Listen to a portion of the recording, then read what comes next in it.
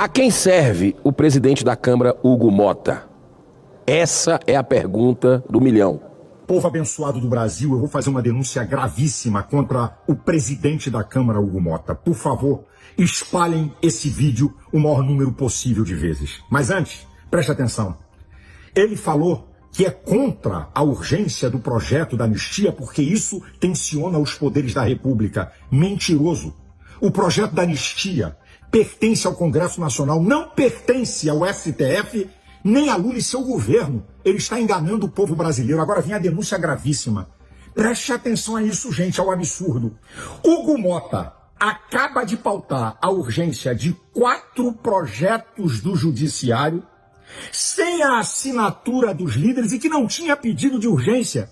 Não passou pelas comissões, eu repito, ele acaba de pautar 4 projetos de interesse do Judiciário com urgência que não tem a assinatura dos líderes. E eu provo. PL 769/2024, PL 4303/2024, PL 1/2025, PL 2/2025. Quero deixar claro que eu não sou contra os projetos do Judiciário, mas esse jogo sujo, vergonhoso e injusto, projetos que não têm urgência, ele está pautando. Ele está a serviço de Alexandre de Moraes e de Lula, que são contra a anistia. E também ele está pautando os projetos do Judiciário porque tem investigação da Polícia Federal contra ele e o pai dele, ele quer se proteger. Povo brasileiro, envie e-mails para os deputados, anistia já. Senhores deputados, isso clama ao céu. Se tivermos 257 assinaturas de deputados, ele é obrigado a pautar a urgência do projeto. Nós vamos mostrar ao Brasil os deputados que assinaram o pedido de urgência do projeto de anistia, os que não assinaram, os líderes contra e os líderes a favor. Minha gente, para pensar. Não é a mãe de Hugo Motta, nem a mulher, nem filhas, nem a família dele. São patriotas, idosos, avós, mulheres novas, homens novos, trabalhadores, mães de família, presos com penas altíssimas, de uma farsa, de um pseudo-golpe que não passou de uma baderna. Isso é uma vergonha o que o Hugo Motta está fazendo. Senhores deputados, os senhores não podem se omitir. E eu tenho certeza que o honrado povo paraibano vai dar uma resposta a Hugo Motta nas eleições de 2026. Que vergonha nós estamos assistindo, não é possível. A quem serve o presidente da Câmara, Hugo Motta? Essa é a pergunta do milhão. Logo depois de sua eleição à presidência da Câmara, Hugo Motta se manifestou de forma muito lúcida e sensata a respeito das manifestações do dia 8 de janeiro, negando narrativas golpistas, mais ou menos como fez o ministro do governo Lula da Defesa, dizendo que não houve golpe, que não tem elementos para isso, o que todo mundo já percebeu, a não ser quem quer insistir numa narrativa por interesses políticos ou de vingança sobre quem pensa diferente sobre seus adversários. Mas além de ele não enxergar nenhum dos elementos, Hugo Motta, naquele momento, necessários para um golpe de Estado, ele realçou, ele foi além, realçou a brutal injustiça de uma senhora que apenas esteve próxima às invasões sem ter quebrado nada. Aliás, a maioria foi assim. Até porque as imagens foram negadas, não tem individualização. Joga todo mundo dentro da rede e mão pesada neles. É esse o espírito de revanche do Brasil hoje. Então, essa senhora pegou 17 anos de prisão. Agora, faz uma nova declaração, o presidente Hugo Motta, completamente contraditória com a anterior. Olha o que ele disse agora. Caso o PL da anistia não seja conduzido com responsabilidade, haverá risco de aumentar a crise institucional. Abro aspas de novo. O tema deve ser tratado com sensibilidade e seriedade, porque pode gerar novos atritos entre os poderes legislativo, judiciário e executivo. Olha as platitudes que ele usa. Por fim, fala que podem ser discutidos eventuais excessos nas condenações e que espera contribuir para a pacificação nacional. A primeira pergunta que precisa ser respondida é sobre o que aconteceu nesse período para justificar tamanha mudança do presidente Hugo Mota nas suas falas. Vamos lá, tem algumas teorias. Aconteceu um estranho jantar no dia 18 de março na casa de Alexandre de Moraes, um ministro carrasco, que vem perseguindo as pessoas, censurando os brasileiros, inclusive parlamentares, com esse inquérito que completou 6 anos agora, em março, inquérito vergonhoso que rasga a nossa Constituição. Além do Alexandre de Moraes, que recebeu as pessoas, olha só quem estava nessa cerimônia, nessa festa em casa.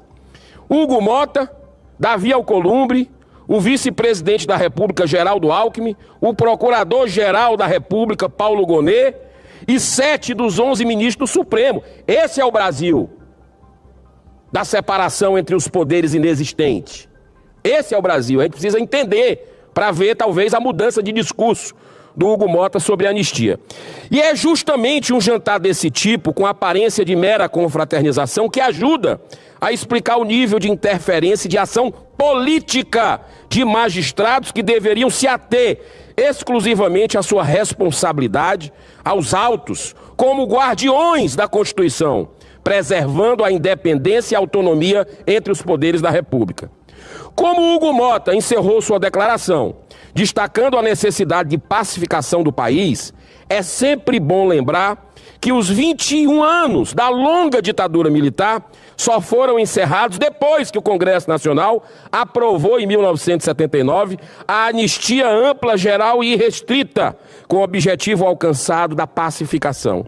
Foram perdoados todos os crimes, incluindo assalto a banco, sequestro de embaixador e todos que pegaram armas. Inclusive, alguns desses deram entrevistas dizendo que a estratégia era fazer um golpe para a ditadura do proletariado.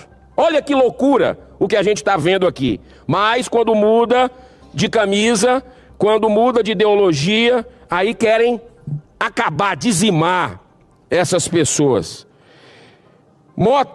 Hugo Mota falou muito em sensibilidade e responsabilidade, mas destacou que via riscos de aumentar a crise institucional. Olha só que a fala dele, aumentar a crise institucional. Ora, essa crise está consolidada, senhor presidente Mota. A ditadura da toga tem sistematicamente invadido a competência desse poder legislativo, que está omisso, dia sim, dia não, invade, humilha esse Senado Federal e esse Congresso Nacional. Eu poderia citar inúmeros casos, mas o tempo não me permite. Então eu vou destacar apenas alguns deles. O Congresso Nacional, cumprindo com seus deveres, aprovou praticamente por unanimidade, depois de anos de estudos e debates em 2006, durante o primeiro governo Lula, a Lei sobre Drogas do Brasil. Em 2019, já no governo Bolsonaro, foi revisado e mantido todos os artigos, ou seja, tolerância zero às drogas. Mas o STF, sempre ele, declarou o artigo 28 inconstitucional. Um dos mais importantes, porque restringe o consumo de drogas ao definir penas alternativas aos usuários, como serviços comunitários e participação em cursos educativos sobre o efeito do uso de drogas. Felizmente, nesse ano passado, o Senado reagiu imediatamente e aprovou em abril de 2024 a PEC 45 por 52 votos a 9, resgatando o princípio dessa tolerância zero ao tráfico, garantido pela lei vigente. Mas adivinha onde é que está hoje parado essa PEC? Lá na Câmara dos Deputados. Na mesa de quem? De Hugo Mota.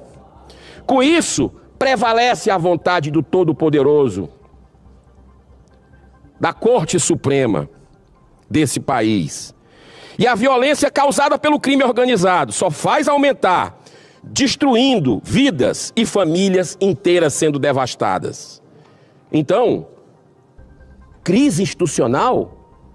Com a sua omissão, senhor Mota, de não colocar para votar algo que o Senado já votou, só aumenta porque pende para um lado do STF, porque o senhor não cumpre seu trabalho. Assim como também o fim do famigerado foro privilegiado, que é a proteção da impunidade no Brasil, da corrupção. O Senado já fez a sua parte, está parado na sua mesa, senhor Mota. Que crise institucional? Crise institucional para nós. Uma humilhação institucional. Que o senhor tinha um dever, junto com o presidente dessa casa, de resgatar a